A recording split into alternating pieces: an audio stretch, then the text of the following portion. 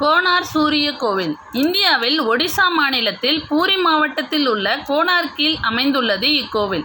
இக்கோவில் 13ஆம் நூற்றாண்டில் கட்டப்பட்டுள்ளது. அதாவது 1250ஆம் ஆண்டில் கிழக்கு கங்கை வம்சத்தின் முதலாம் நரசிங்க தேவனால் கட்டப்பட்டது. இக்கோயிலுக்கு தூண்களே கிடையாது.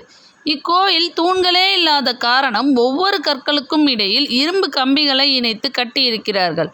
17ஆம் நூற்றாண்டில் கோயிலின் ஒரு பகுதி இடிந்து விழுந்திருக்கிறது. அப்போது மேல் பகுதியில் 52 டன் எடையுள்ள காந்தம் இருந்ததாகவும் சொல்லப்படுகிறது. இந்த காந்தம்தான் தூண்கள் இல்லாமல் கோயில் நிற்பதற்கு காரணமாக இருந்திருக்கிறது.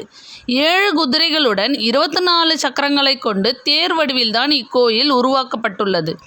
7 குதிரைகள் என்றால் 7 நாட்களையும், 24 சக்கரங்கள் என்றால் 24 மணி நேரம் என்பதையும் குறிக்கும் விதமாக இக்கோயில் கட்டப்பட்டுள்ளது.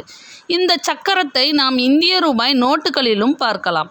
அதுதான் இந்த கோனார் கோவிலில் உள்ள சக்கரம் சூரியனுக்காகவே அர்ப்பணிக்கப்பட்டு கட்டிய முதல் கோவில். இந்த கோவிலில் ஒவ்வொரு வருடமும் ஒரு குறிப்பிட்ட நாளன்று சூரிய ஒளி நேரடியாக கருவறைக்கு மேல் விழும்படி இக்கோவில் அமைந்துள்ளது. இந்த கோயிலுக்கு பிளாக் பகோடா என்ற பெயரும் உண்டு. அதற்கு அர்த்தம் பிரம்மாண்டமான கருப்பு கோயில் என்று அர்த்தம்.